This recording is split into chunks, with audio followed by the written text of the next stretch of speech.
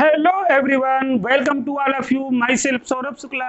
और आज मैं लेकर आया हूं आपके लिए क्लास 10th की फिजिक्स की नई सीरीज, जिसमें हम लोग फिजिक्स के एक एक चैप्टर पढ़ेंगे। तो आज मैं पहला चैप्टर लेके आया हूं, करंट इलेक्ट्रिसिटी। क्या है चैप्टर आपका? इलेक्ट्रिसिटी। तो बेटा आज इस चैप्टर में हम लोग इलेक्ट्रिसिटी की बेसिक्स जानेंगे, इलेक्ट्रिसिटी का इंट्रोडक्शन सीखेंगे और फर्दर आगे लेक्चर्स आते जाएंगे और आगे कॉन्सेप्ट हम लोग सीखते जाएंगे। तो आइए चलिए बात करते हैं इलेक्ट्रिसिटी की। तो अगर मैं एक वर्ड में बोलूं कि इलेक्ट्रिसिटी क्या है, तो इलेक्ट्रिसिटी एक प्रकार की बेटा एनर्जी ही है जिसके थ्रू हम लोग बहुत सारा काम करवाते हैं। आप लोग अपने आसपास चारों तरफ इस समय इलेक्ट्रिक गैजेट से घिरे हुए हो, और वो सारे इलेक्ट्रिक गैजेट्स किसके थ्रू चलते हैं बेटा? इलेक्ट्रिसिटी के थ्रू ही चलते हैं और वर्क करते हैं। फैन घूमता है, वर्क करता है, किसके कारण करता है? इलेक्ट्रिसिटी के कारण करता है। ठीक है ना? तो बेटा ऐसे ढेरों फिनोमिना है जो इलेक्ट्रिसिटी के द्वारा होते हैं। आज एक एक करके हम लोग उन सारे फिनोमिना को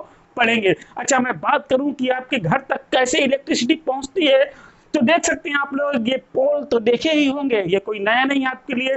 इन पोल के माध्यम से इलेक्ट्रिसिटी आपके घरों तक पहुंचती है। हालांकि इसके पीछे की बहुत बड़ी बड़ी कहानियां हैं कि इलेक्ट्रिसिटी कैसे बनती है।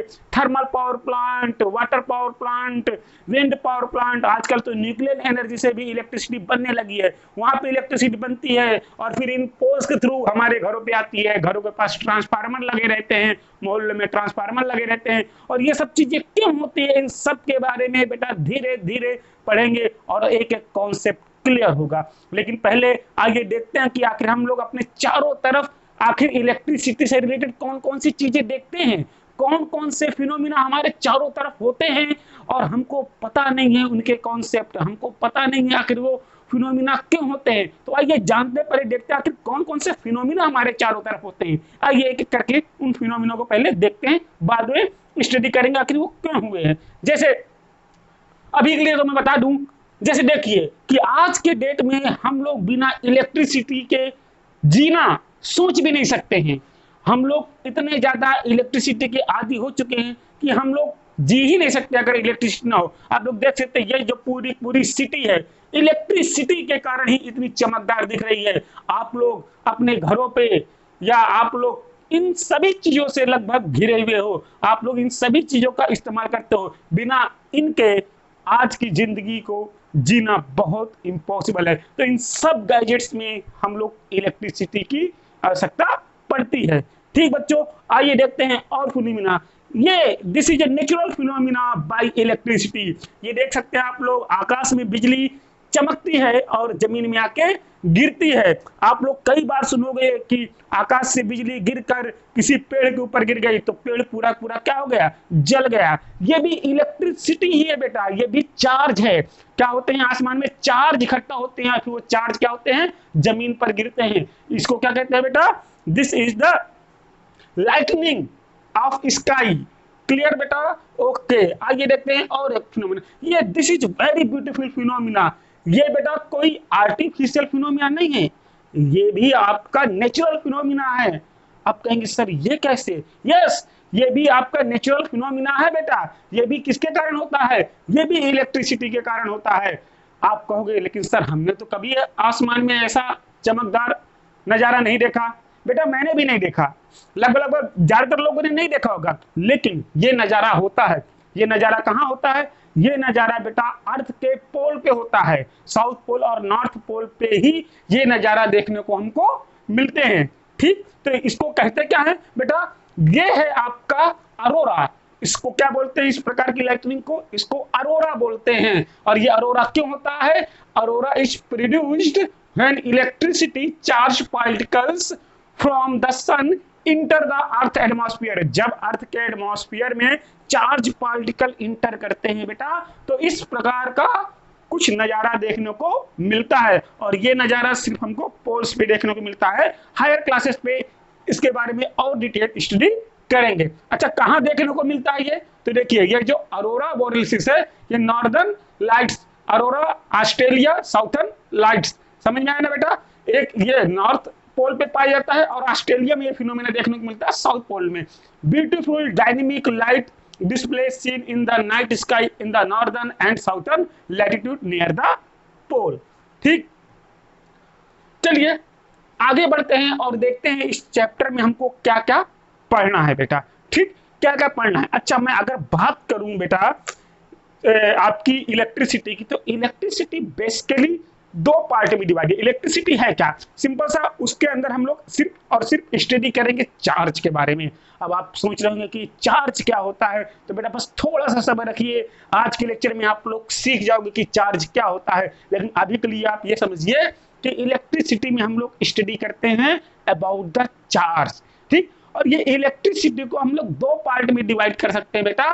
कौन कौन से दो पार्ट में डिवाइड कर सकते हैं, एक है स्टैटिक इलेक्ट्रिसिटी और दूसरा है डायनेमिक इलेक्ट्रिसिटी। कौन सी बेटा, एक है इलेक्ट्रिक स्टैटिसिटी और एक है डायनेमिक इलेक्ट्रिसिटी।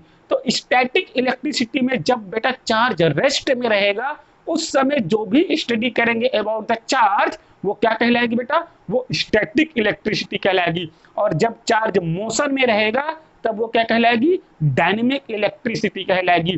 तो बेटा हम लोगों को क्लास 10th में सिर्फ डायनेमिक इलेक्ट्रिसिटी है, मतलब सिर्फ इलेक्ट्रिक करंट के बारे में पढ़ना है हमको। और इलेक्ट्रिक करंट तब बनता है जब चार्ज मोशन में रहते हैं। लेकिन उस डायनेमिक इलेक्ट्रिसिटी को पढ़ने के लिए, करंट को पढ़ने के लिए हमको कुछ अमाउंट में स्टैटिक इलेक्ट्रिसिटी भी बेटा पढ़नी पड़ेगी, समझनी पड़ेगी।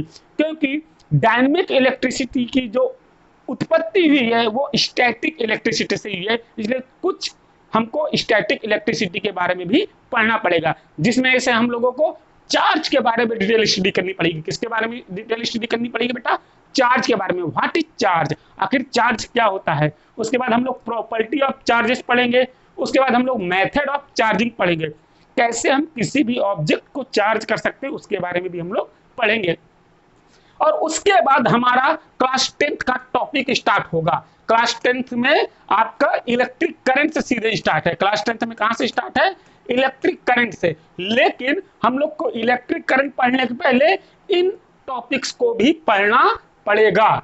इन टॉपिक्स को भी क्या करना पड़ेगा बेटा, पढ़ना पड़ेगा। बिना इन टॉपिक को अच्छे से अंडरस्टैंड किए हुए हम इन टॉपिक्स को नहीं पढ़ पाएंगे। तो उसके बाद हम लोग पढ़ेंगे इलेक्ट्रिक फील्ड, उसके बाद पढ़ेंगे electric field and potential difference, उसके बाद ओम्स लॉ, रेजिस्टेंस, सब कुछ पता चलेगा क्या है ये। इसके बाद इलेक्ट्रिक सर्किट एंड उसके कंपोनेंट पढ़ेंगे। उसके बाद करंट एंड वोल्टेज मेजरमेंट, कैसे करंट और वोल्टेज को हम लोग नापते हैं उसको पढ़ेंगे। उसके बाद कॉम्बिनेशन ऑफ रेजिस्टेंस पढ़ेंगे, सीरीज एंड पैरेलल। तो ये है हमारा जो सिलेबस क्लास 10th का इलेक्ट्रिसिटी में कितनी चीजें हमको पढ़ना है। तो बेटा मैंने आपको जैसा कि बताया कि पहले कुछ हम लोग को स्टैटिक इलेक्ट्रिसिटी भी पढ़ना पड़ेगा। तो मैं बेसिकली बताऊं व्हाट इज स्टैटिक इलेक्ट्रिसिटी।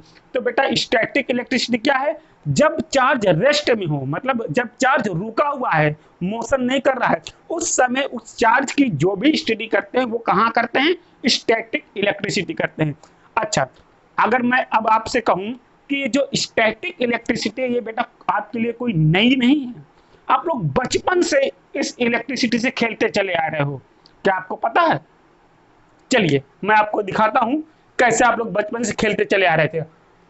आप लोग ये बताओ, क्या बचपन में आप लोगों ने स्केल लेकर अपने बाल पे रब नहीं किया और फिर छोटे छोटे कागज के टुकड़े नहीं चिपकाए, चिपकाए होंगे, ऑब्वियसली चिपकाए होंगे। तो ये क्या है बेटा, ये स्टैटिक इलेक्ट्रिसिटी ही है।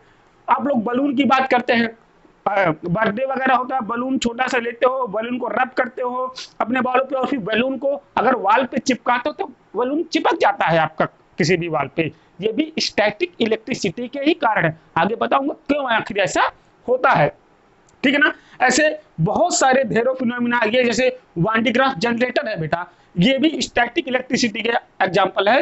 ये बड़े बड़े शहरों में जो पार्क होते हैं, पार्क में ये होता है, आप इसमें हाथ टच करोगे तो आपके हेयर क्या हो जाएंगे, स्टैंड हो जाएंगे। ये भी स्टैटिक इलेक्ट्रिसिटी का एग्जांपल है। आप लोग बचपन से खेलते चले आ रहे हो।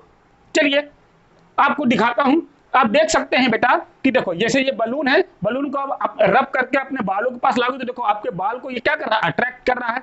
यहाँ पे ये कैट है, कैट के देखो, कैट की जो आपकी स्किन है, कैट की स्किन में क्या होता है, ये बलून चिपक जाते हैं। देखो ये कैट चलेगी और ये बलून क्या होंगे, चिपक जाएंगे। क्यों चिपक जाते हैं, due to the electrostatic force. किसके थ्रू चिपकते हैं बेटा, इलेक्ट्रोस्टैटिक फोर्स के थ्रू ही चिपक जाते हैं।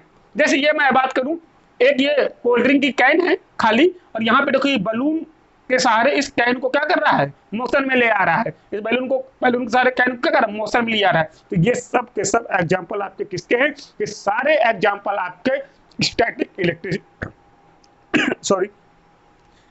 इलेक्ट्रिसिटी के ही हैं। तो चलिए आगे बात करते हैं कि आखिर इलेक्ट्रिक अभी तक हमने जो भी पढ़ा सब में मैंने बात की चार्ज। अब आखिर मैं जान लेता हूं कि आखिर चार्ज होता क्या है। जिस प्रकार से आपने क्लास 9th में मास पढ़ा था, सारे कॉन्सेप्ट किसके थ्रू थे, मास के थ्रू थे, मास के द्वारा ही बने हुए सारे कॉन्सेप्ट को पढ़े थे। मतलब जो लीड रोल हीरो था वो कौन था क्लास 9th में, मास था। वैसे ही क्लास 10th में जो लीड रोल में है वो बेटा कौन है, चार्ज है, और चार्ज के बारे में ही हम लोग को अच्छे से पढ़ना है। तो आइए सबसे पहले हम लोग बात करेंगे चार्ज की डिफिनीशन से कि आखिर चार्ज क्या होता है। ठीक, तो अगर मैं चार्ज की डिफिनीशन की बात करूं तो यहाँ पे मैंने कई डिफिनीशंस लिखी हैं, कोई भी एक डिफिनीशन आप लोग अच्छे से समझ लीजिएगा तो आपके लिए पर्याप्त है। अगर मैं बात करूं कि चार्ज आखिर क्या होता है बेटा, तो सुनो, इस दुनिया में जितने भी इलेक्ट्रिक या मैग्नेटिक फिनोमिना होते हैं, इस दुनिया में जितने भी इलेक्ट्रिक और मैग्नेटिक फिनोमिना होते हैं, उनके लिए रिस्पॉन्सिबल कौन है, चार्ज ही उनके लिए रिस्पॉन्सिबल है। कौन रिस्पॉन्सिबल है, चार्ज। तो हम लोग कह सकते हैं charge is a basic property of matter which is responsible for all electric and magnetic interaction. मतलब किसी भी बॉडी की, किसी भी ऑब्जेक्ट की एक बेसिक प्रॉपर्टी होता है चार्ज। ठीक, इसकी दूसरी डिफिनीशन अगर मैं बताना चाहूं, अच्छा आप लोगों को ये तो पता है, क्लास 9th में एटम के बारे में आप लोग पढ़ के आए हो। एटम के पास क्या होता है बेटा, एक न्यूक्लियस होता है, और न्यूक्लियस के चारों तरफ इलेक्ट्रॉन क्या करते हैं बेटा, चक्कर काटते रहते हैं। ये पढ़ के आए हो आप लोग। तो जो न्यूक्लियस होता है बेटा, न्यूक्लियस के पास प्रोटॉन होते हैं जो कि पॉजिटिव चार्ज होते हैं, और उसके सराउंडिंग इलेक्ट्रॉन चक्कर काटते रहते हैं जो कि निगेटिव चार्ज होते हैं। और ये जो एटम होता है ये ओवरऑल इलेक्ट्रिकली न्यूट्रल होता है। क्या होता है, ओवरऑल इलेक्ट्रिकली न्यूट्रल होता है। तो कैसे चार्ज, अगर तुम लोग यहाँ पे नंबर ऑफ प्रोटॉन, किसी भी एटम में आप लोगों ने पढ़ा होगा क्लास 9th में, number of proton equal to number of electron होता है। क्या होता है, number of proton equal to number of electron. मतलब जितना पॉजिटिव चार्ज होता है उतना ही निगेटिव चार्ज होता है, और दोनों चार्ज एक दूसरे को कैंसिल आउट कर देते हैं, तो एटम हमारा क्या हो जाता है, न्यूट्रल हो जाता है। लेकिन अगर किसी भी वजह से आप लोगों ने number of proton is not equal to number of electron कर दिया, तो वो बॉडी क्या होगी, या वो एटम क्या होगा, चार्ज हो जाएगा। तो अगली डिफिनीशन हम लोग कह सकते हैं, charge is an extent to which the atom has more electron than proton. अगर प्रोटॉन से ज्यादा इलेक्ट्रॉन हो गए या प्रोटॉन से कम इलेक्ट्रॉन हो गए, दोनों ही सूरत में चार्ज डेवलप होगा। कैसे चार्ज डेवलप होगा अभी आगे उसको डिस्कस करेंगे। इसके बाद एक और डिफिनीशन है यहाँ पे चार्ज की। चार्ज क्या है, charge is the property of matter which enable it to experience a force when placed in electrical or magnetic field। मतलब समझिएगा ध्यान से, आप लोगों ने क्लास 9th में ग्रेविटेशनल फील्ड पढ़ी थी। ग्रेविटेशनल फील्ड में क्या पढ़ा था, अगर उस ग्रेविटेशनल फील्ड में कोई दूसरा मास आता है तो वो मास क्या करेगा बेटा, फोर्स को फील करेगा। क्या करेगा, फोर्स को फील करेगा। आप लोग को पता होना चाहिए कि फील्ड वर्ल्ड क्या है। जब बेटा बिना कांटेक्ट के फोर्स लगने लग जाए, तो वो बिना कांटेक्ट के फोर्स कब लगेगा, जब बेटा फील्ड होगी। तब क्या, जब क्या होगी बेटा, फील्ड होगी।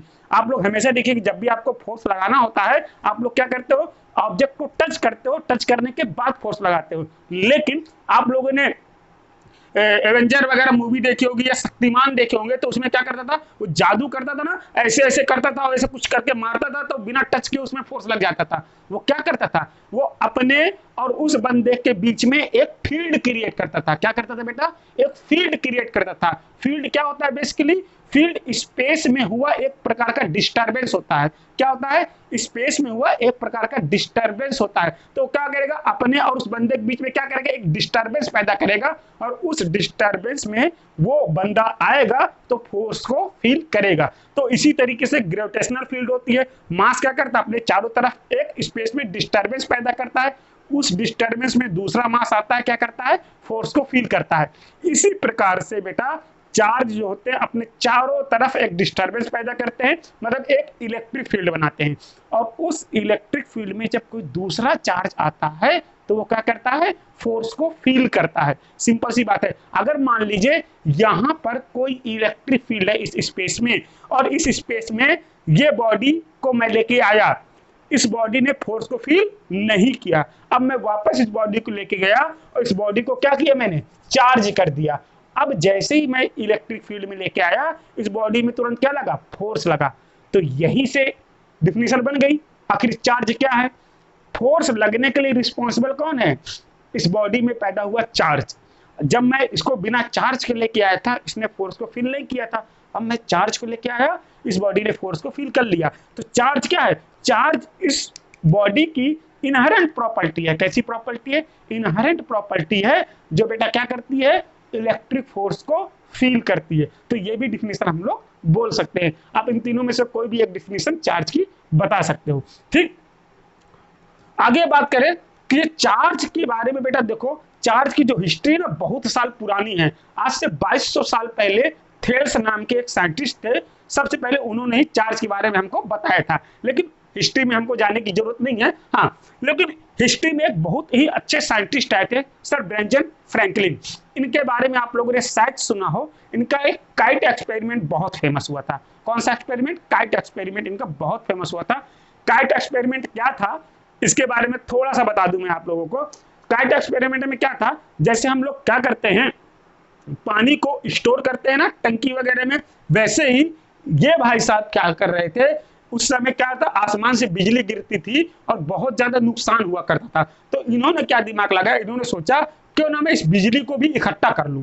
तो उसके लिए इन्होंने एक काइट एक्सपेरिमेंट किया था। उस एक्सपेरिमेंट के तहत क्या किया था, इन्होंने एक पतंग बनाई और आसमान में उड़ा दी। और जब पतंग आसमान में उड़ी तब क्या हुआ बेटा, बिजली कड़की। लेकिन तब इनके पास इलेक्ट्रिसिटी नहीं आई, बिजली नहीं आई। लेकिन उसके बाद इन्होंने क्या किया, उस पतंग में एक कंडक्टर बांधा, की एक लोहे की की बांधी, और फिर इन्होंने पतंग उड़ाई और अचानक पानी बरस गया। तो क्या हुआ, इनको बिजली का जोर का झटका लगा। दुनिया का पहला इंसान है जो बिजली के झटका लगने के बाद भी खुश हुआ था। समझ में आया, मतलब क्यों खुश हुआ था, क्योंकि इन्होंने बहुत बड़ा एक्सपेरिमेंट कर दिया था। हालांकि इसके बारे में ज्यादा जानने की जरूरत नहीं है, लेकिन इनके बारे में एक चीज ज्यादा जानने की जरूरत है कि यही बंदा वो था जिन्होंने दो प्रकार की इलेक्ट्रिसिटी बताई। कितनी प्रकार की, दो प्रकार की इलेक्ट्रिफिकेशन बताया। इलेक्ट्रिफिकेशन मतलब कह सकते हैं हम लोग कि positive and negative, positive and negative. जैसे आप लोग बोलते हैं ना, दो प्रकार के चार्ज होते हैं हमारे पास, एक पॉजिटिव चार्ज होता है और एक नेगेटिव चार्ज होता है। तो सबसे पहले नाम किसने दिया था दो प्रकार के चार्ज को, नाम दिया था इन्होंने ही। इन्होंने आर्बिट्री ऐसे ही बिना सोचे समझे नाम दे दिया था। उस नाम को देने के पीछे की कोई वजह नहीं थी कि हाँ इस चीज को हम लोग पॉजिटिव बोलते हैं और इस चीज को हम लोग निगेटिव बोलते हैं, नहीं, बस इन्होंने देखा और नाम बोल दिया। जैसे मेरे सामने कोई दो लड़कियां बैठी हैं, मुझको नहीं पता उनका नेचर, मैंने बोल दिया तुम चिंकी हो तुम मिंकी हो, कुछ नहीं पता, लेकिन मैंने आर्बिट्री उन दोनों का नाम रख दिया। वैसे ही सर बेंजामिन फ्रैंकलिन ने दोनों चार्ज का नाम आर्बिट्री रख दिया था। ऐसे ही बोल दिया था कि एक पॉजिटिव चार्ज होगा और एक ये नेगेटिव चार्ज है। अगर वो उस समय नेगेटिव वाले को पॉजिटिव बोल देते, पॉजिटिव वाले को नेगेटिव बोल देते, तो आज हम लोग वही चीज पढ़ रहे होते। खैर, तो ये था सर बेंजामिन फ्रैंकलिन का थोड़ा सा इंट्रोडक्शन। ठीक, अब आगे बात करते हैं। ये जो सर बेंजामिन फ्रैंकलिन थे, इन्होंने एक बहुत बड़ी डिस्कवरी, जैसे मैंने बताया काइट एक्सपेरिमेंट के थ्रू इन्होंने क्या किया था बेटा, बिजली को अपने पास बुला लिया था। जो लाइट कड़कती है ना जो आसमान में, उस लाइट को अपने पास बुला लिया था और वहां से एक बहुत ही तगड़ी डिस्कवरी की थी। किसकी बेटा, लाइटनिंग रॉड की डिस्कवरी की थी। क्या होता है, आजकल आप लोग देखते होंगे जो बड़ी बड़ी बिल्डिंग रहती हैं उसमें क्या लगा था बेटा, ऊपर एक कंडक्टर की रॉड लगी रहती है। क्या लगी रहती है, कंडक्टर रॉड लगी रहती है। ये कंडक्टर की रॉड क्यों लगी रहती है, ये इस बिल्डिंग को जो आसमान में बिजली चमकती है उस बिजली से प्रोटेक्ट करती है। ये लाइटनिंग रॉड क्या करती है, उस बिजली से इस बिल्डिंग को प्रोटेक्ट करती है। कैसे प्रोटेक्ट करती है, दो प्रकार से प्रोटेक्ट कर सकती है। पहले तो ये क्या करेगी, जब आसमान के ऊपर चार्ज रहेगा तो ये रॉड क्या करेगी, उस चार्ज को दूर भगाने की कोशिश करेगी। बट अगर वो चार्ज दूर नहीं भागता, बाय द वे यहाँ पे चार्ज गिरा, तो ये क्या करेगी, पूरा पूरा चार्ज ले करके उसको जमीन के अंदर भिजवा देगी बिना नुकसान किए इस बिल्डिंग का। ये किन्होंने बताया था बेटा? इन्होंने Franklin suggested that a lightning rod protect a building by one of two method. First, the rod serve the prevent a charged cloud from releasing a bolt of lightning, and second, the lightning rod serves to the safety divert the lightning to ground in event that the cloud does discharge its lightning।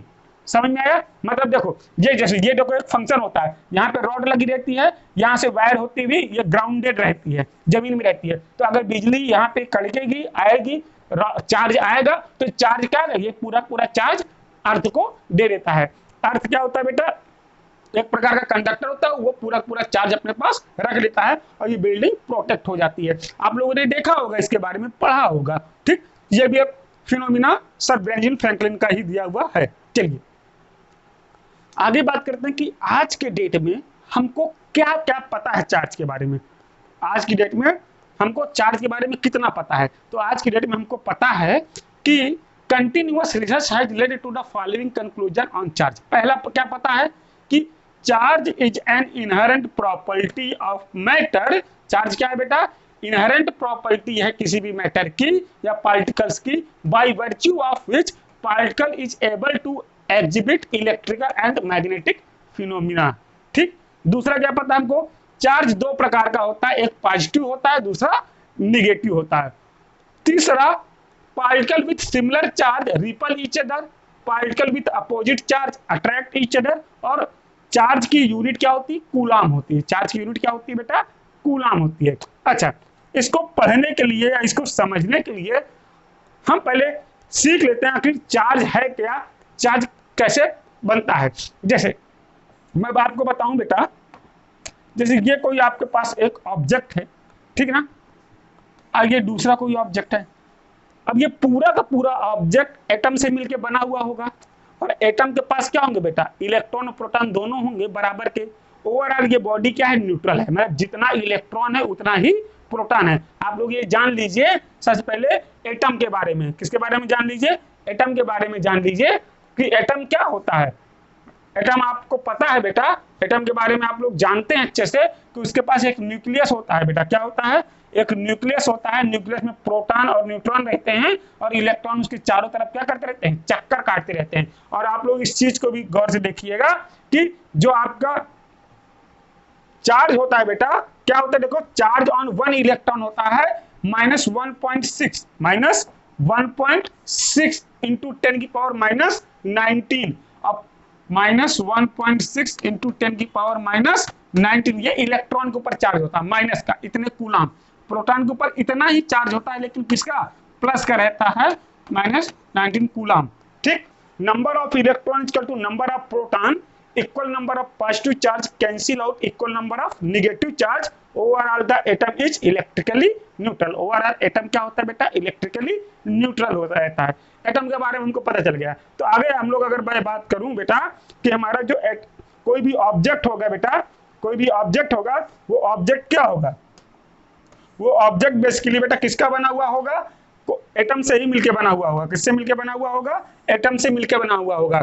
और atom क्या होगा? Initially starting में जितना number of electron होगा उतना number of proton होगा, तो वो एटम क्या होगा? इलेक्ट्रिकली न्यूट्रल होगा।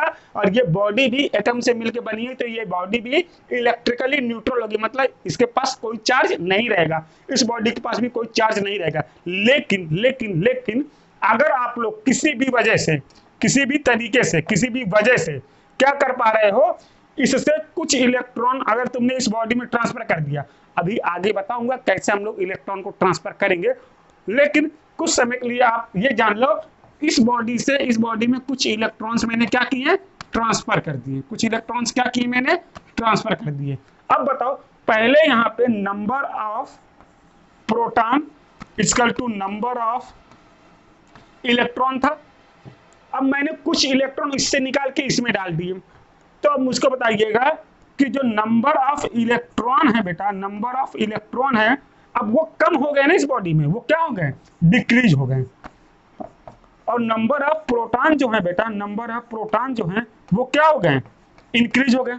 अब मैंने आपको अभी भी बताया था कि प्रोटॉन क्या होता है? पॉजिटिव चार्ज होता है, इलेक्ट्रॉन क्या होता है? निगेटिव चार्ज होता है। जब नंबर ऑफ प्रोटॉन बढ़ जाएंगे तो ये बताओ बेटा ये बताइएगा, क्या पॉजिटिव चार्ज नहीं बढ़ जाएगा और निगेटिव चार्ज क्या हो जाएगा? निगेटिव चार्ज यहाँ पे क्या हो जाएगा? घट जाएगा। निगेटिव चार्ज क्या हो जाएगा? निगेटिव चार्ज क्या हो जाएगा बेटा आपका? निगेटिव चार्ज घट जाएगा। घट जाएगा कि नहीं घट जाएगा? तो ओवरऑल देखा जाए तो ये बॉडी आपकी क्या हो जाएगी? पॉजिटिव चार्ज हो जाएगी कि नहीं हो जाएगी? ये बॉडी आपकी पॉजिटिव चार्ज हो जाएगी। क्यों? क्योंकि नंबर इलेक्ट्रॉन कम हो गए, निगेटिव चार्ज कम हो गया, पॉजिटिव चार्ज बढ़ गया ऑटोमेटिक, तो ये बॉडी क्या हो गई? पॉजिटिव चार्ज हो गई। तो अब पता चला बेटा कि चार्ज कैसे हम लोग देखते हैं और कौन सा पॉजिटिव होगा कौन निगेटिव होगा, जब इलेक्ट्रॉन की कमी हो जाए, मतलब जो बॉडी इलेक्ट्रॉन को क्या कर दे? लॉस कर दे, इलेक्ट्रॉन को बाहर निकाल दे, उसके ऊपर कौन सा चार्ज आएगा? पॉजिटिव चार्ज आएगा। अब इस बॉडी ने इलेक्ट्रॉन को गेन किया, सेम फंडा यहां पर भी लगाते हैं बेटा। पहले इनिशियली क्या था? इनिशियली इसके पास number of proton equal to number of electron थे, लेकिन अब सिंस यहां पे क्या हुआ? अब यहां पे बेटा क्या हुआ? अब कुछ इलेक्ट्रॉन इसके ऊपर आ गए, तो अब नंबर ऑफ इलेक्ट्रॉन क्या हो गए? इंक्रीज हो गए। नंबर ऑफ प्रोटॉन क्या हो गए? डिक्रीज हो गए। अब निगेटिव चार्ज, इलेक्ट्रॉन के पास कौन सा चार्ज होता है? निगेटिव। तो निगेटिव चार्ज बढ़ गया कि नहीं बढ़ गया? बताओ जल्दी से। निगेटिव चार्ज अब यहाँ पे क्या हुआ? बढ़ गया, बढ़ गया। और पॉजिटिव चार्ज क्या हो गया आपका? बताइए। पॉजिटिव चार्ज क्या हो गया? डिक्रीज हो गया। तो अब ये बॉडी ओवरऑल निगेटिव चार्ज हो गई कि नहीं हो गई? तो इस प्रकार से हमारे पास दो प्रकार के चार्ज होते हैं, एक पॉजिटिव चार्ज होता है, एक निगेटिव चार्ज होता है। जब किसी भी बॉडी में इलेक्ट्रॉन की कमी हो जाएगी तो बॉडी पॉजिटिवली चार्ज होगी, जब किसी भी बॉडी में इलेक्ट्रॉन ज्यादा हो जाएंगे तो वो बॉडी निगेटिवली चार्ज रहेगी। ये आज की डेट में हमको पता है इतना। आज की डेट में हमको क्या पता है? प्रेजेंट डे नॉलेज हमारा क्या कहता है कि हमको इतना पता है। अब देखिए आगे अगर मैं बात करूं, जो पॉजिटिव पॉजिटिव बेटा होंगे, देखिए पॉजिटिव पॉजिटिव या निगेटिव निगेटिव, मतलब सिमिलर चार्जेस जो होंगे वो आपस में क्या करेंगे? देखो जैसे पास लाओगे दूर चले जाएंगे, जैसे पास लाओगे ये दूर चले जाएंगे, मतलब दोनों आपस में रिपल्सन शो करेंगे। क्या शो करेंगे? रिपल्सन शो करेंगे। और जो पॉजिटिव निगेटिव रहेंगे, मतलब कहने का अनलाइक चार्जर रहेंगे, वो आपस में क्या हो जाएंगे? अट्रैक्ट हो जाएंगे। क्या हो जाएंगे बेटा? अट्रैक्ट हो जाएंगे। लेट अस से आप लोग देख सकते हैं यहाँ पे कि देख सकते हैं कि प्लस और माइनस क्या होंगे? अट्रैक्ट होंगे। प्लस प्लस माइनस माइनस क्या होंगे? रिपल होंगे। मतलब सेम चार्ज आपस में रिपल करेंगे, अपोजिट चार्ज आपस में अट्रैक्ट करेंगे। इस चीज को आप लोग अच्छे से एनिमेशन के थ्रू भी देख सकते हैं। ठीक बच्चा? ओके, आगे देखिए। अब आगे अगर मैं बात करूं बेसिक प्रॉपर्टी ऑफ चार्ज, तो आप लोगों को चार्ज के बारे में आई थिंक पता चल गया है ना कि चार्ज क्या होता है। चार्ज के बारे में कोई प्रॉब्लम होनी नहीं चाहिए। आगे हम लोग बात करते हैं चार्ज की कुछ बेसिक प्रॉपर्टीज हैं, उनके बारे में पढ़ लेते हैं। ठीक, तो पहली चार्ज की प्रॉपर्टी क्या है बेटा? एडिटिविटी ऑफ इलेक्ट्रिक चार्ज है। मतलब कहने का जिस प्रकार से आप लोग अलजेब्रा में नंबर्स को जोड़ते घटाते हो, उसी प्रकार से चार्ज को भी जोड़ा या घटाया जा सकता है। फॉर एग्जाम्पल अगर मैं बात करूं, एग्जाम्पल की बात करूं, अगर आपके पास क्या है, मान लीजिए +2 कूलम चार्ज है और फिर क्या है प्लस का 3 कूलम चार्ज है और आपके पास माइनस का 1 कूलम चार्ज है। आपसे बोला जा रहा है इन सब का सम बताओ, तो क्या करोगे? जैसे अलजेब्रा में जोड़ते हो वैसे इनको जोड़ दोगे। 3 2 5, 5 में से 1 गया तो कितना बचा? 4 कूलम। तो कितना टोटल चार्ज है? 4 कूलम। तो इसी प्रॉपर्टी को क्या कहते हैं? एडिटिविटी नेचर ऑफ चार्ज बोलते हैं। क्या बोलते हैं बेटा? एडिटिविटी नेचर ऑफ चार्ज बोलते हैं। इसके बाद जो अगली प्रॉपर्टी है बेटा, एक is a very important property, ये क्या है? क्वांटाइजेशन ऑफ चार्ज है। कौन सा क्या है बेटा? Quantization of charge. It's a very important, very important. इसको भी थोड़ा सा समझिएगा। ठीक है, जैसे मैंने अभी अभी आपको एक चीज बताई कि तुम लोग किसी भी बॉडी पे चार्ज कैसे ओरिजिन करते हो। इलेक्ट्रॉन को ट्रांसफर करके ही चार्ज को ओरिजिन किया जा सकता है, और क्या कोई दूसरा तरीका है? नहीं है। तो बताओ किसी भी बॉडी में मिनिमम कितना चार्ज तुम लोग बना सकते हो? मिनिमम सबसे कम से कम अगर मैं बात करूं तो यार 1 इलेक्ट्रॉन तो ट्रांसफर करना ही पड़ेगा ना। आधा इलेक्ट्रॉन थोड़ी ना ट्रांसफर कर सकते हो। तो मिनिमम से मिनिमम चार्ज अगर मुझको पैदा करना है तो क्या करना पड़ेगा? कम से कम 1 इलेक्ट्रॉन को तो ट्रांसफर करना ही पड़ेगा। तो इस बॉडी के पास क्या आएगा? पॉजिटिव चार्ज आ जाएगा और इस बॉडी के पास निगेटिव चार्ज आएगा। इस बॉडी के पास कितना निगेटिव चार्ज आ जाएगा? जितना इलेक्ट्रॉन का चार्ज होता होगा, जितना इलेक्ट्रॉन का चार्ज होता होगा, लेकिन कितना? -e, लेकिन क्योंकि ये निगेटिव चार्ज है। और इस बॉडी के पास कितना चार्ज आ गया होगा? जितना इलेक्ट्रॉन के पास होता, क्योंकि इलेक्ट्रॉन का ही चार्ज तो निकाल के दिए हैं, लेकिन ये क्या हो जाएगा प्लस का, आपको पता है ना, प्लस मतलब प्रोटॉन और इलेक्ट्रॉन दोनों आपस में बराबर रहते हैं कि नहीं रहते हैं। अब मान सकते हो आप लोग, अगर मान लीजिए यहाँ पे 5 प्रोटॉन थे और 5 इलेक्ट्रॉन थे, ठीक है, अब यहाँ पे मान सकते हो 5 प्रोटॉन थे और 5 इलेक्ट्रॉन थे, ठीक है ना, 5 क्या थे, इलेक्ट्रॉन थे, देख सकते हैं आप लोग 5 प्रोटॉन थे और 5 क्या थे, इलेक्ट्रॉन थे।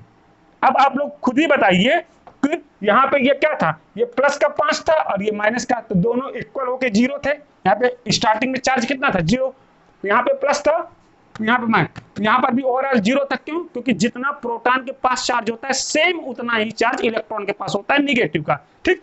अब यहाँ से तुमने एक इलेक्ट्रॉन को इधर ट्रांसफर कर दिया, तो बताओ एक इलेक्ट्रॉन को जब ट्रांसफर कर दिया तो एक प्रोटॉन एक्स्ट्रा बढ़ गया कि नहीं बढ़ गया, बताओ, 1 प्रोटॉन एक्स्ट्रा रह गया कि नहीं रह गया भाई। यहाँ पे अब 4 इलेक्ट्रॉन 4 प्रोटॉन को तो मार देंगे, लेकिन एक प्रोटॉन बढ़ जाएगा। एक प्रोटॉन के पास चार्ज कितना होता है, एक प्रोटॉन के पास बेटा चार्ज एक इलेक्ट्रॉन के बराबर का ही होता है, बस पॉजिटिव रहता है। तो यहाँ पे जो चार्ज आएगा वो प्लस का ई के बराबर आएगा, यहाँ पे जो चार्ज आएगा वो माइनस का ई के बराबर आएगा, जस्ट सिंपल। तो मिनिमम कितना चार्ज तुम पैदा कर सकते हो किसी भी बॉडी पे, तो मिनिमम 1 इलेक्ट्रॉन के बराबर तो बेटा पैदा करना पड़ेगा, ठीक। अच्छा, अब अगर मैं 2 इलेक्ट्रॉन ट्रांसफर कर दिया तो कितना चार्ज इसमें हो सकता है, 2 इलेक्ट्रॉन अगर मैं ट्रांसफर कर दूंगा तो 2 इलेक्ट्रॉन चार्ज हो जाएगा, 2 इलेक्ट्रॉन चार्ज हो जाएगा। अगर मैंने 3 कर दिया तो कितना चार्ज हो जाएगा, तब इसमें 3 इलेक्ट्रॉन के बराबर चार्ज हो जाएगा, इसमें भी 3 इलेक्ट्रॉन के, तब इसमें माइनस इसमें प्लस। तो ये बता बेटा, ओवरऑल अगर किसी भी बॉडी पे मैं बात करूं चार्ज की, तो मिनिमम चार्ज को डिनोट करते हैं क्यू से। तो हमेशा जो चार्ज रहेगा बेटा वो इलेक्ट्रॉन का मल्टीपल ही तो होगा, या तो 1 इलेक्ट्रॉन के बराबर, या तो 2 इलेक्ट्रॉन के बराबर, या तो 3 इलेक्ट्रॉन के बराबर, या तो 1000 इलेक्ट्रॉन के बराबर, या तो लाख इलेक्ट्रॉन के बराबर। जो भी चार्ज होगा वो 1 इलेक्ट्रॉन के चार्ज का इंटीग्रल मल्टीपल ही तो होगा बेटा। तो क्या कर सकते हैं, Q बराबर n इंटू ई लिख सकते हैं कि नहीं लिख सकते हैं। किसी भी बॉडी पे जो चार्ज आएगा टोटल वो कितना आएगा, वो इलेक्ट्रॉन के इंटीग्रल मल्टीपल के बराबर ही आएगा। मतलब 1 इलेक्ट्रॉन के चार्ज का 2 गुना, 3 गुना, 4 गुना या 100 गुना या 1000 गुना ऐसे ही आएगा। This is the quantization of electric charges. यही क्या है, क्वांटाइजेशन ऑफ इलेक्ट्रिक चार्जेस है। और ये आपका पहला फॉर्मूला इस चैप्टर का, Q बराबर n इंटू ई। Q क्या होता है चार्ज, n क्या होता है नंबर ऑफ इलेक्ट्रॉन्स, E क्या होता है 1 इलेक्ट्रॉन का चार्ज। 1 इलेक्ट्रॉन का चार्ज कितना होता है बेटा, -1.6 इंटू 10⁻⁹ कूलम, ठीक ठीक। तो यही था बेटा हम लोगों का quantization of charge. Quantization of charge की अगर मैं बात करूं, ठीक बेटा, यहाँ पे क्वांटाइजेशन ऑफ चार्ज की अगर मैं बात करूं आपको, तो क्वांटाइजेशन ऑफ चार्ज की जगह हम लोग क्या बोल सकते हैं, क्वांटाइजेशन ऑफ चार्ज में यहाँ पर लोग क्वांटाइजेशन ऑफ चार्ज पे अपन लोग बोल सकते हैं the quantization of electric charge is the property by virtue of which all free charges are integral multiple of a basic unit of charge represented by e. thus charge Q of a body is always given by Q equal to n into e. Just a simple way है, ठीक है ना। मतलब quantization of charge में 1e 2e 3 ऐसा ही charge हो सकता है। कभी भी तुम किसी भी बॉडी पे बेटा ऐसा नहीं है कि तुम हाफ इलेक्ट्रॉन चार्ज उसके ऊपर पैदा कर पाओ या 3/2 इलेक्ट्रॉन चार्ज पैदा कर पाओगे। हमेशा होल नंबर इंटीग्रल मल्टीपल ही चार्ज होगा किसी भी बॉडी पे, ठीक ओके। अब अगर मैं बात करूं यहाँ पे, इसकी बात करूं अगर मैं, ठीक, तो अगर मैं बात करूं, ये क्वेश्चन है आपके पास, क्या है बेटा, ये क्वेश्चन है। इस क्वेश्चन को अगर तुम लोग गौर से देखो, इस क्वेश्चन को अगर तुम लोग गौर से देखो, इस क्वेश्चन में क्या है, a body is having a charge of plus, क्या है बेटा, प्लस 0.32 कूलम।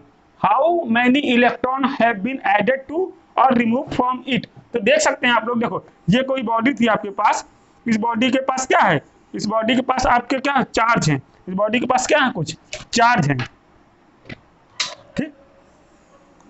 इस बॉडी के पास कितना है, क्यू कितना है, पॉजिटिव चार्ज है, कितना है पॉजिटिव चार्ज 0.32 कूलम, इतना पॉजिटिव चार्ज है। अब पूछा गया है कि इसमें कितने इलेक्ट्रॉन डाले गए हैं या कितने इलेक्ट्रॉन निकाले गए हैं। अब आप लोग खुद दिमाग लगाओ, ये प्लस का चार्ज है और मैंने क्या बताया था, प्लस का चार्ज कब आएगा, जब इलेक्ट्रॉन को बॉडी से रिमूव करोगे तब प्लस का चार्ज आएगा, जब बॉडी पे इलेक्ट्रॉन डालोगे तब निगेटिव चार्ज आएगा। तो यहाँ पे क्या कर रहे हैं हम लोग, बॉडी से इलेक्ट्रॉन को रिमूव कर रहे हैं। तो यहाँ से ये तो पहले निकाला गया कि ये सही होगा, एडेड वाला गलत होगा, रिमूव करेंगे। कितने इलेक्ट्रॉन रिमूव करेंगे भैया? तो उसके लिए तो सिंपल सा फॉर्मूला है ना हमारे पास, Q बराबर N इंटू ई। ये N की वैल्यू पूछा है तो N बराबर कितना हो जाएगा? N बराबर हो जाएगा Q बटे E। अब Q की वैल्यू क्या है? Q की वैल्यू है 0.32 और एक इलेक्ट्रॉन का चार्ज कितना होता है? 1.6 इंटू 10 की पावर माइनस 19 इतना होता है। अब इसको सिंपल सा अपन लोग सॉल्व कर लेंगे तो आ जाएगा आंसर आपका, लगभग आ जाएगा कितना? 2 इंटू 10 की पावर 18। इतने इलेक्ट्रॉन जब आप लोग क्या करोगे? ट्रांसफर करोगे, तब जाके बॉडी के ऊपर इतना चार्ज आएगा। तो ये तो इसकी बेसिक प्रॉपर्टी हुई। और कुछ बेसिक प्रॉपर्टी चार्ज की जान लेते हैं। जैसा charge is always associated with mass. अच्छा, अगर मैं बात कर रहा हूं बेटा इलेक्ट्रॉन या प्रोटॉन की, तो क्लास 9th में आप लोग पढ़े होंगे कि इलेक्ट्रॉन और प्रोटॉन में क्या रहेगा? मास भी तो रहेगा।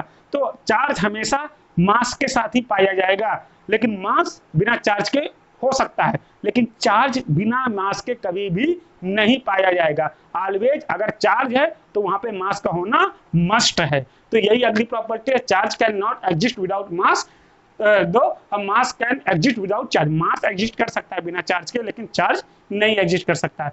अगला है conservation of charge. Conservation of charge का मतलब क्या है बेटा? इस दुनिया में स्टार्टिंग में भगवान जी ने जितना चार्ज दिया है उतना ही चार्ज आज भी है। ना ही हम लोग चार्ज को ओरिजिन कर सकते हैं, ना ही हम लोग चार्ज को डिस्ट्रॉय कर सकते हैं। अगर आपको प्लस का 2 कूलम चार्ज चाहिए ना, तो आपको क्या करना पड़ेगा? माइनस का 2 कूलम चार्ज अपने आप पैदा हो जाएगा। अगर आप प्लस का 2 कूलम चार्ज पैदा करने जाओगे तो माइनस का 2 कूलम चार्ज अपने आप पैदा हो जाएगा। मतलब कहने का आप लोग equal number of positive and negative charge को क्या कर सकते हो? अपीयर कर सकते हो, और equal number of positive negative charge he disappear होंगे। कभी भी तुम अकेले पॉजिटिव बस नहीं पैदा कर पाओगे। अगर पॉजिटिव का पैदा करोगे तो नेगेटिव अपने आप पैदा हो जाएगा, नेगेटिव का पैदा करोगे तो पॉजिटिव अपने आप पैदा हो जाएगा। इसका मतलब क्या है? इसका मतलब है ओवरऑल चार्ज क्या है? कंजर्व है इस दुनिया में। ठीक। अगला अगला है invariance of charge. Invariance of charge का क्या मतलब है? जैसे आप लोगों ने क्लास 9th में पढ़ा होगा कि जो ऑब्जेक्ट की वेलोसिटी होती है वो फ्रेम ऑफ रेफरेंस पे डिपेंड करती है। किस पे डिपेंड करती है? फ्रेम ऑफ रेफरेंस पे डिपेंड करती है।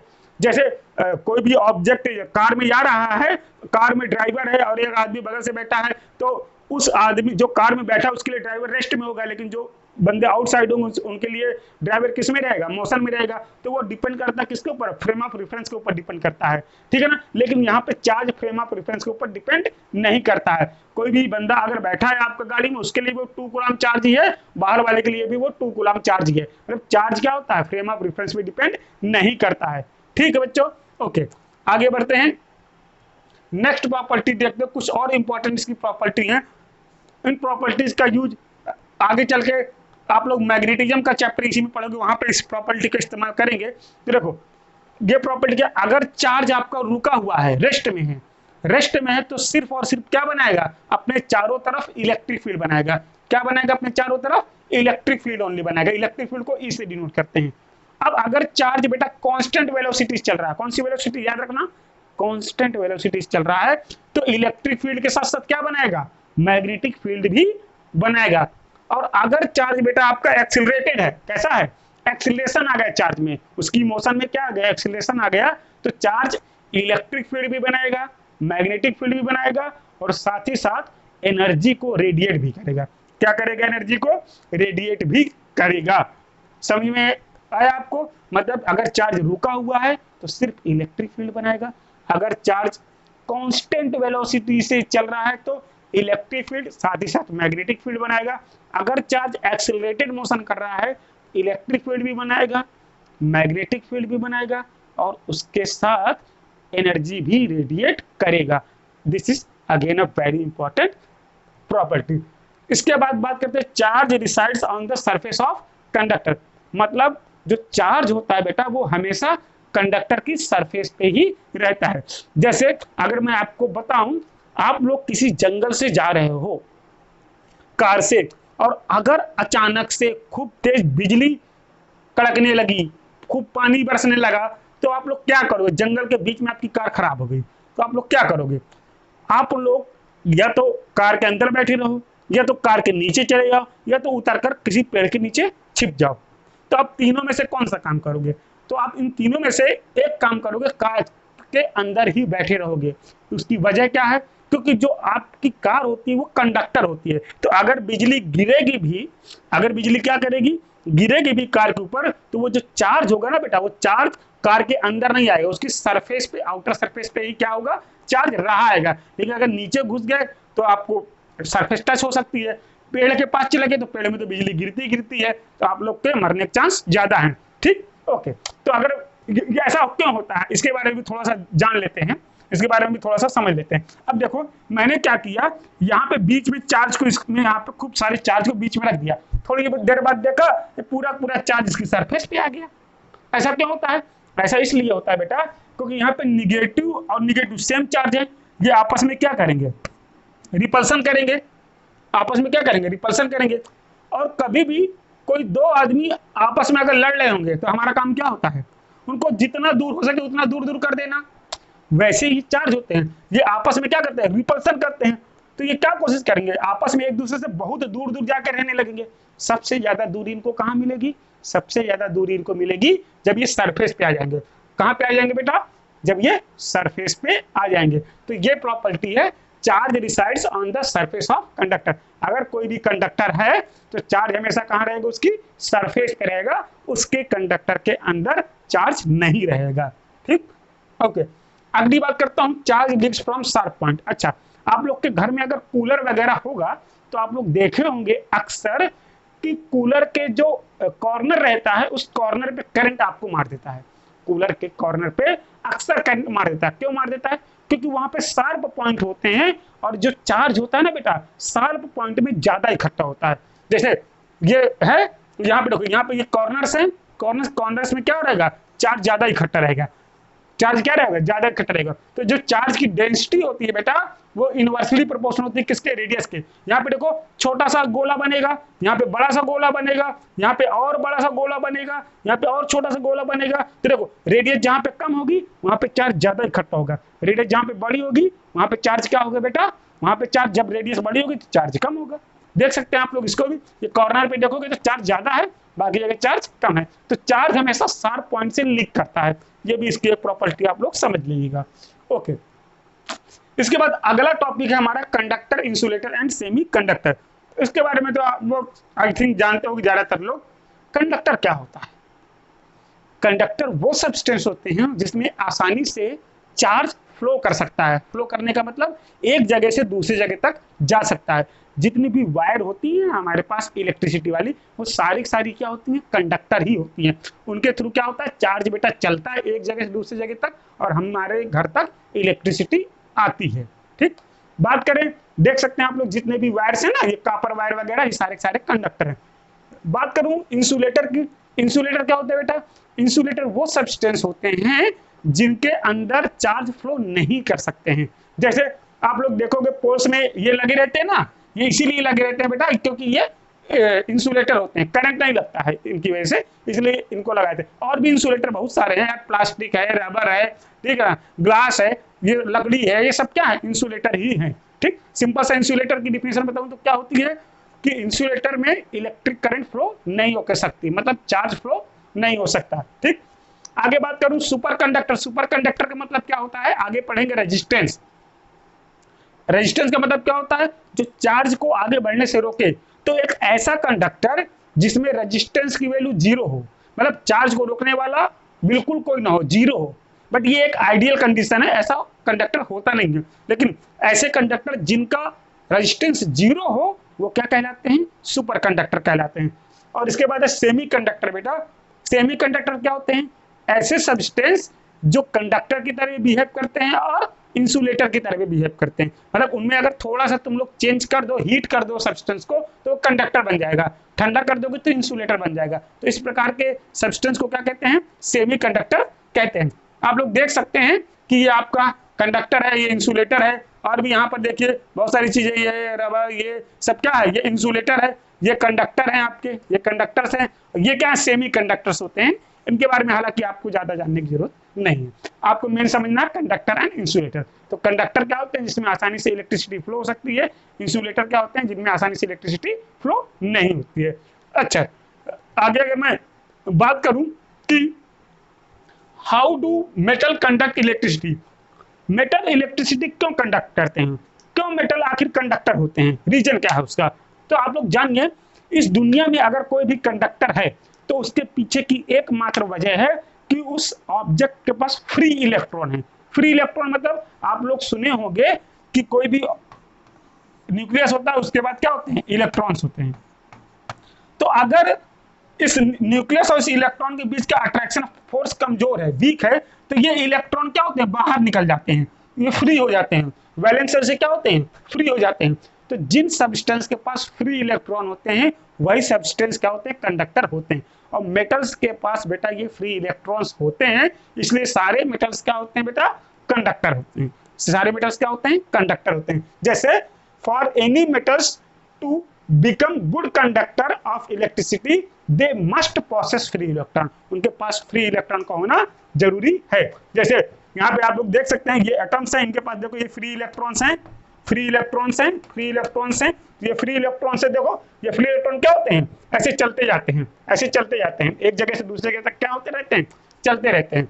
ठीक, ये फ्री इलेक्ट्रॉन्स क्या होते हैं, मूव करते रहते हैं, तो ये इलेक्ट्रिसिटी को कंडक्ट करा पाते हैं, तो ये गुड कंडक्टर कहलाते हैं। अच्छा, इंसुलेटर में क्या होता है, इंसुलेटर में बेटा ये जो इलेक्ट्रॉन होते हैं ना बेटा, ये इलेक्ट्रॉन फ्री नहीं होते हैं, ये यहाँ पे चक्कर काटेंगे, यहाँ पे चक्कर काट के यहाँ पे भी चक्कर काट सकते हैं, यहाँ पे चक्कर काट सकते हैं, यहाँ पे चक्कर काट सकते हैं। मतलब क्या होता है, ये एटम के न्यूक्लियस में ही घूमते रहते हैं, ये फ्री नहीं हो पाते हैं। ये क्या होते हैं, ये इलेक्ट्रॉन होल्ड रहते हैं एटम के साथ, ये इलेक्ट्रॉन क्या होते हैं, होल्ड रहते हैं। तो इसीलिए इंसुलेटर में फ्री इलेक्ट्रॉन नहीं होते हैं, इसलिए ये इलेक्ट्रिसिटी को कंडक्ट नहीं कर पाता है। इसलिए क्या करता है बेटा, इलेक्ट्रिसिटी को कंडक्ट नहीं कर पाता है। तो ये तो हुई आप लोगों की बेसिक प्रॉपर्टी ऑफ चार्जेस।